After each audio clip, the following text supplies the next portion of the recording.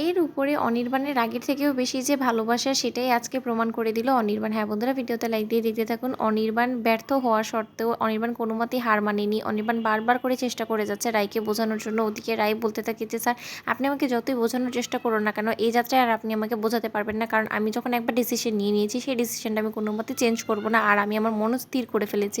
ওদিকে এটা শোনা মাত্র অনির্বাণ বলতে থাকে যে ঠিক আছে, তার মানে আপনি আর অফিসে রিটার্ন যাবেন না। সেই তো তখন অনির্বাণকে রায় বলতে থাকে যে না স্যার, সেটা আর হওয়ার নাই, তাই আমি অনেক আগেই সব কিছু করে শেষ করে এসেছি। ওই চ্যাপ্টারটা আমার জন্য এখন পুরাতন একটা পাস্ট হয়ে গেছে, যেটা হয়তো আমি কোনোদিন আর মুখ ফিরে তাকাতেও চাই না। তখন অনির্বাণকে রায় বলতে থাকে যে স্যার, আপনার কাছে আমি হাত জোর করে অনুরোধ, আপনি প্লিজ আমার বাড়ি থেকে এক্ষুনি বেরিয়ে যান, কারণ আমি চাই না আমার কারণে আর আপনার কোনো রকম কোনো অসম্মান হোক, সেটা হয়তো বা আমি আর মুখ বুঝে সহ্য করতে পারবো না। তখন অনির্বাণ বলতে থাকে কেন, আপনার গোটা পরিবার যদি আমাকে অপমান করে, আমি তো অপমান করার মতন কাজই করেছি। আমি তো মিথ্যে মিথ্যে আপনাকে অপদস্থ করেছি গোটা অফিসের লোকেদের সামনে। আমি সের জন্য যতই প্রায়শ্চিত্ত করি না কেন, আমি জানি আপনার মনে আমি অনেক বড় একটা আঘাত করে ফেলেছি, সেটা হয়তো বা কোনোদিনও ওই ক্ষতটা আমি ভরাতে পারবো না। কিন্তু তা সত্ত্বেও আমি একটা কথা বলে যাচ্ছি আজকে, যে আপনাকে যে করেই হোক না কেন আমি ওই অফিসে ফিরিয়ে নিবই। তখন রাই বলতে থাকে যে স্যার, আমিও বললাম ওই অফিসে আমি কোনোদিনও ফিরবো না। ওদিকে এটা বলা মাত্র রাই যখন অন্যদিকে তাকিয়ে থাকে, তখন অনির্বাণ বলতে থাকে ঠিক আছে, তাহলে আমি বরঞ্চ আসি। ওদিকে অনির্বাণ বাড়িতে যাওয়া মাত্র ভাঙচুর শুরু করে তার বলতে থাকে যে কেন আমি এই কাজটা করেছিলাম। যখন আমি এই কাজটা করেছিলাম তখন আমার আর যাই হোক না কেন একবার রায়ের কথাটা বোঝার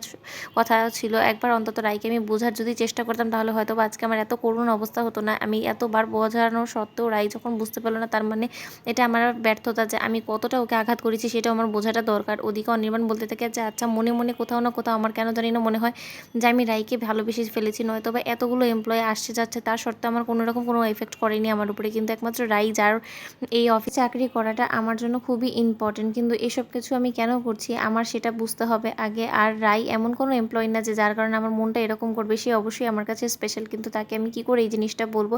ওদের অনির্বাণ বলতে থাকে যে না, এর নামে যদি ভালোবাসা হয়ে থাকে তাহলে আমি এর সময় থাকতে অবশ্যই আমার ভালোবাসাটা রায়ের কাছে প্রকাশ করবো, সেটা যে করেই হোক না কেন। প্রয়োজনে আমি আজকে রাতেই ছুটে যাব।